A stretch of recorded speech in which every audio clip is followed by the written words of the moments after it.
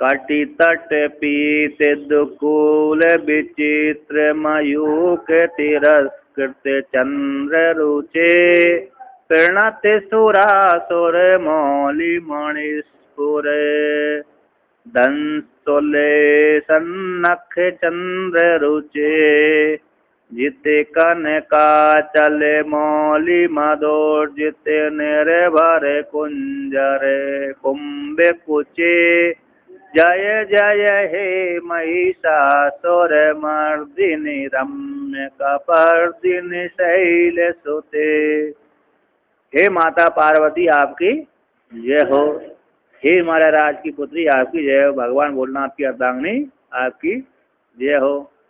तो यहाँ पर कहते हैं कटि तट पीत दुकूल विचित्र मयूख तिरस्कृत चंद्र से, चंद्रमा के समान रुचिकर, चंद्रमा के समान कांति वाली, चंद्रमा के समान कांति वाली। चंद्र यानी जैसे पूर्णिमा का चंद्रमा कृष्णा आनंदित होला है, कांति होता है ना, चंद्रमा के समान सुशोभित होने वाले, यानी चंद्रमा शीतलता होता है। सूर्य का प्रकाश क्या होता है, खरुश होता है कभी कभी। ठंडी के समय तो शीतल, ठंडी के समय तो आनंद आने वाला होता है सूर्य का प्रकाश, किंतु जो ग्रीष्म ऋतु का होता है भयंकर खरुश हो जाता है, इसलिए वो उससे शीतलता नहीं आती। ठंडी के समय में तो अच्छा आनंद आता है, किंतु चंद्रमा में हमेशा ठंडी में हो चाहे गर्मी में हो, किसी समय हो, शीतल ही शीतल, और उसके प्रकाश में जाने से कोई हानि नहीं होती। हाँ, यदि ठंडी के समय में थोड़ा ठंड लग जाता है, शीत बरसात है ना, अमृत की कणक बरसात, तो कभी ठंडी का समय अच्छा रहता है। तो चंद्रमा के समान आनंदित हो, चंद्रमा की जैसी कांति वाली सुशोभित होने वाली हे देवी। कहते कटि तट पीत दुकूल विचित्र, तो मयूख तिरस्कृत, मयूख यानी किरणें भी तिरस्कृत हो जाती हैं आपकी कांति को देख करके। आपके शरीर के ऊपर लगे हुए जो परिधान आदि हैं, और परिधान को देख करके सूर्य की किरणें अथवा चंद्रमा की किरणें कैसी हो जाती, तिरस्कृत हो जाती, लज्जित हो जाती, यानी हल्की पड़ जाती, फीकी पड़ जाती हैं।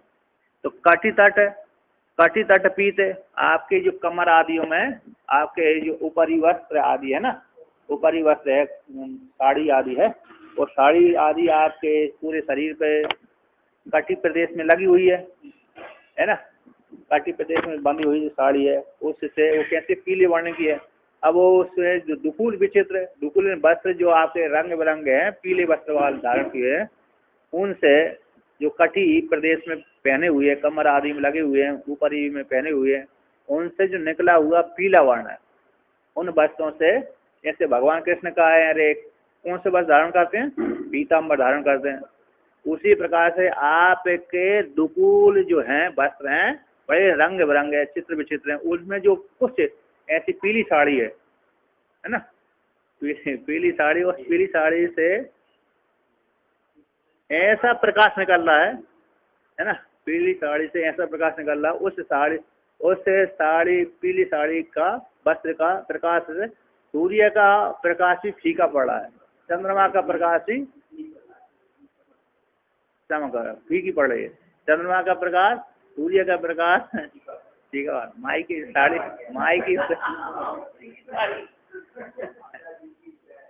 साड़ी पीली पीली है कि नहीं है?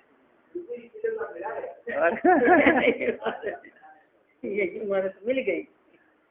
तो ऐसे माता जी का कपड़े वस्त्र हैं, जो उन कपड़ों से जो पीली छटा निकल रही है, उस पीली छटा किरणों, वो तो सूर्य भगवान की जो किरण है, अथवा सूर्य भगवान है, चंद्रमा है, चंद्रमा किरणों, अथवा चंद्रमा भी फीका पड़ रहा है, तिरस्कृत हो रहा है, ऐसे उनके वस्त्रों से पीली तेज निकल रहा है। एक तो उनका शरीर भी अरे कांति से युक्त है, और उनके वस्त्र भी कांति से, दिव्य जो वस्त्र होते हैं ना, वही उनमें प्रकाश निकल जाता है।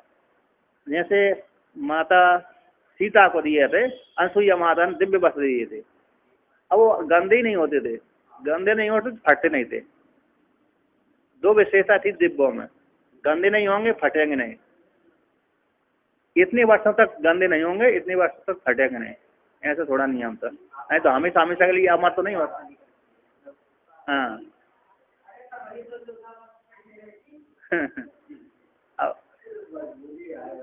तो कहते हैं तो ऐसी सुंदर आपके वस्त्रों की शोभा धारण कर, सुंदर वस्त्र हैं, ऐसे सुंदर वस्त्रों से युक्त आपकी कांति कैसे सूर्य चंद्रमा की जैसी शीतल है, आपकी कांति चंद्रमा की जैसी शीतल है।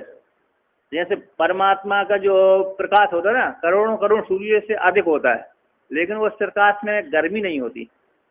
यदि गर्मी हो तो जो जिसके सामने वो करोड़ों करोड़ प्रकाश वाला दर्शन दे दिया ना, वो भस्मी हो जाएगा। ऐसे भगवान भोलेनाथ 12 सूर्य के साथ, 12 सूर्य जब एक साथ उदित होते हैं तो पूरी जो सृष्टि का संहार हो जाता है। पृथ्वी के जो बड़े बड़े पहाड़ है ना, वो जल के जैसे पिघल जाते हैं। जैसे जल है, जैसे अरे जल पिघल बहता रहता है ना है? सूर्य से है ना, सूर्य जब तेज पिघल निकलेगा ना, ताप होगा, तो ये जितने भी पत्थर हैं तो सारे पत्थर पानी बन जाते हैं, पिघल जाते हैं। आपने लोहा नहीं देखा? लोहा देखा होगा। लोहा जब अग्नि में जाते हैं तो इतना ताप देते हैं, तो ताप वो पानी की तरह बहता है वो। हमने एक फैक्ट्री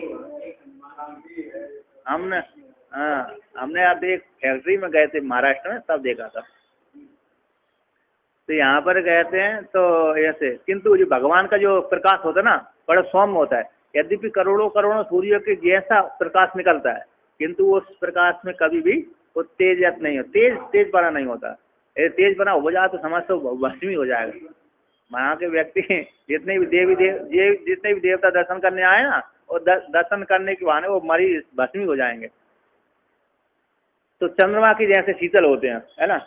अब कहते हैं प्रणत सुरासुर, आप के चरण कमलों में देवता भी प्रणाम करते हैं, असुर भी प्रणाम करते हैं। तो प्रणत नमस्कार करते हैं, साष्टांग प्रणाम करते हैं। कहाँ करते हैं? आपके चरण नख में प्रणाम करते हैं ना। कहते हैं मौली मणिस्फुरद अंशुल अंशु लसन नख चंद्र रुचे।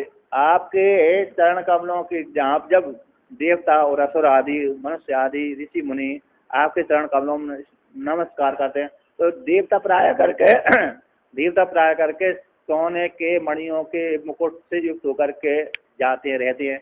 जितने भी देवी देवता होते हैं ना, वो देवता कौन से मुकुट धारण करते हैं? मणि से युक्त धारण करते हैं। मणि से युक्त है उनके मुकुट होते हैं। देवियों के तो हो सकते हैं, जो देवताओं की पत्नियां होती है ना, उनके प्राय करके ऐसा वर्णन नहीं आता। देवताओं के विषय में वर्णन आता है। देवता राजा महाराजा आदि ना, जब मुकुट धारण करते हैं तो कौन सी सोने का ही, और उसमें हीरे मोहरे जड़े रहते हैं। अब देवता है, देवताओं के पास तो वो मणियां रहती हैं। सोना का तो मुकुट रहता ही है, लेकिन उसमें मणियां जड़ी होती है। तो ऐसे देवता और असुरों के भी मुकुटों में मणियां रहती हैं। तो ऐसे जो देवता और असुर आदि ऋषि मुनि हैं, अन्य राजा आदि आपके चरण कमलों में प्रणाम करते हैं। तो मौलियों में जो मणि है, तो मौलियों में मुकुटों में जो मणि स्फुरित होती रहती है, तो ऐसी उससे अंशु लसन, अंशु सूर्य भगवान की किरण है। अंशु बोलते हैं, अंशु समान अंशु होते ना, सूर्य की किरणों के समान किरण। तो उन जब मणियों से प्रकाश निकलता है ना, स्फुरित होता है, तो अंशु लसन है। हाँ, तो अंशु यानी सूर्य भगवान की किरण है। और सूर्य भगवान की किरणों से लसत लगता हुआ जो नख है, अर्थात जो सूर्य उस मणियों के प्रकाश से निकलने वाली जो किरण है, जब किरणें भगवान माता पार्वती के नख से लगती है, टकराती हैं, क्या होती है? जब टकराती हैं तो उस नखों से फिर कांति निकलती है। मणियों का प्रकाश है। देवताओं के मुकुटों में सिर पर रखा हुआ जो मुकुट है, उससे जो मणियां लगी हैं, उन मणियों से प्रकाश निकलता है। और वो प्रकाश से कहा जाता है माता पार्वती के चरण नख में जाता है।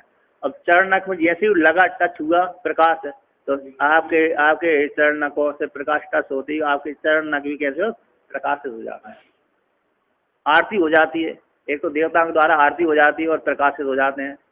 चरण नख है ना, लसन सुंदर हो जाता, सुंदर देखते हैं। लसन यानी लग भी जाता, सुंदर भी है। लसत का अर्थ सुंदर भी होता है। तो आपके अंशु के प्रकाश के द्वारा, अंशु यानी सूर्य भगवान के किरणों के मुकुटों की मणियों के प्रकाश से, मुकुटों की मणियों के प्रकाश से नख यानी आपके चरण कमलों की जो नख है, वह लसत है, सुशोभित हो जाते हैं, प्रकाशित हो जाते हैं, है ना। ऐसी चंद्र रुचि है ना, तो कहते चंद्र रुचि, चंद्रमा के समान ये रुचिकर हो, है ना, चंद्रमा जैसे रुचिकर होता है उसी प्रकार से आपके चरणक भी रुचिकर होते। देवता सब, हर कोई देवता स्त्री पुरुष आपके चरणक को की वंदना करना चाहता है, आनंद को। और चंद्रमा जैसे रुचिकर होता है, प्रेम शीतल होता है, उसी प्रकार से शीतल प्रदान करने वाला, उसी प्रकार से आपके चरणक भी हर भक्तों को शीतलता प्रदान करने वाले होते हैं, है ना। जब जो शीश झुकाते हैं तो, हैं, शीश झुकाने से आपके चरणों की आरती भी हो जाती है, शीतलता भी हो जाती है, और आपके चरणों मुकुटमणियों से अरे आरती और आपके नख भी प्रकाशित हो जाते हैं, और आपके नख हम भक्तों को आनंद प्रदान, शीतल प्रदान और मतलब ऐश्वर्य प्रदान हो जाते हैं। अब आगे कहते हैं, जित कनकाचल मौली मधुरजित निर्भर कुंजर कुंभ कुचे। कहते हैं मानो किसी ने जीत लिया हो, जैसे कोई हाथी है, हाथी ने, है ना, कहते हैं जित कनकाचल, कनक यानी सोना, अचल यानी पहाड़, अचल जो सोने का पहाड़ है, कौन है, सुमेरु पर्वत है। उस सुमेरु पर्वत को मानो जीत लिया हो, जित किसी ने जीत लिया, किसने जीत लिया, कुंजर यानी हाथी ने। तो जो कुंजर हाली है ना, कुंजर यानी हाथी, वह उसने मानो सुमेरु पर्वत को जीत लिया हो। अब जीत करके वह मौली मधुरजित निर्भर, अब किसी हाथी ने, मान कल्पना कर रहे हैं, है ना, मानो किसी हाथी ने सोने के पर्वत को जीत लिया। अब जब जिसने सोने का पर्वत जीत लिया तो उसका मौली मधुरजित, जो उसका मुकुट होगा ना, जिस हाथी ने सोने के पर्वत को जीत लिया, पराजित कर दिया, तो जीत लिया, अधीन कर लिया, तो उसका जो मौली मद है, मौली यानी सिर है, वह सिर मद से ऊर्जित हो जाता है, मद को धारण करता हुआ ऊंचा उठा रहता है, रहता है नहीं रहता। अरे आपने सामने वाले को हरा दिया, अथवा आप जुआ खेल रहे थे, है ना, तो दो व्यक्ति जुआ खेल रहे थे, तो जुआ खेलाते एक व्यक्ति ने दूसरे व्यक्ति को हरा दिया, जीत लिया, उसके करोड़ रुपए जीत लिया।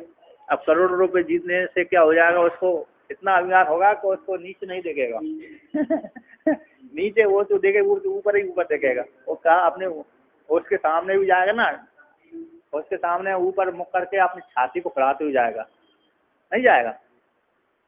जिसने करोड़ों अरबों खरबों की संपत्ति जीत ली, अथवा लॉटरी खुल गई, भाग्यवश खुल गई, अथवा धन संचय कहीं से धन मिल गया उसको, तो धन मिलने वाले को, ऐसे व्यक्ति को भाग्य से, प्रारब्ध के वश से अचानक किसी को धन मिल जाए, तो धन मिलते ही उसकी छाती फूल जाती है और सर उसको ऊपर उठा रहता है।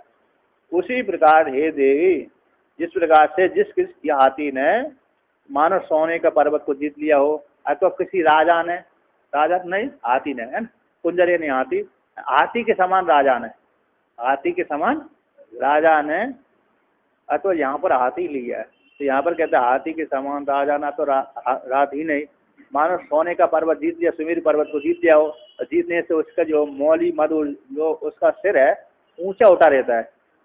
उसका सिर कैसे, मद से युक्त होकर के, कैसे, मदोर्जित है, मद यानी अभिमान, है ना, मदमस्त, ऊर्जित, मद से युक्त, तेज, ऊर्जित यानी तेज, ऊंचा उठा हुआ, निर्भर धारण किया हुआ, मद को धारण करके उसका सर ऊंचा उठा रहता है, उठा रहता ना। उसी प्रकार से हे देवी, आपके दोनों स्थान रूप जो कुछ हैं वह घड़े के समान ऊंचे उठे रहते हैं। कुछ बोलते हैं स्तनों को, तो कुंभ यानी घड़ा, तो घड़े के समान जो आपके स्तन है वह ऊंचे उठे हुए रहते हैं। ऐसी हो देवी आपकी जय हो। कुंभ के समान, कलश के समान उन्नत उरोज प्रतीत होते हैं आपके, है ना। अब बहुत से व्यक्ति इस पर जब श्रृंगार रस में वर्णन करेंगे ना इसका, तो श्रृंगार रस में जब वर्णन करेंगे, श्रृंगार रस में वर्णन कर देते हैं। ये तो माता पार्वती का स्तुति है। अब किसी स्त्री विशेष में लेंगे तो उसमें श्रृंगार रस से युक्त करेंगे ना, तो उसकी इसी प्रकार से वर्णन करते हैं, एक एक अंग का वर्णन करते हैं ना, तो इसमें उपमा देते हैं। श्रृंगार रस तो है ऐसे केले की उपमा देते हैं, है ना, हाथी को उपमा देते हैं, हंस की उपमा देते हैं, और उसकी उपमा देते हैं, हिरणों की उपमा देते हैं, हिरणों की जैसी नेत्रों की हिरण है, कमल को नेत्रों को लेकर हिरणों के समान, वो कमल के समान है ना। कदलीवन, कदलीवन जानते हैं, कदलीवन की उपमा देते हैं। हाँ हाँ केला। इस प्रकार श्रृंगार रस में आदि वर्णन आते हैं।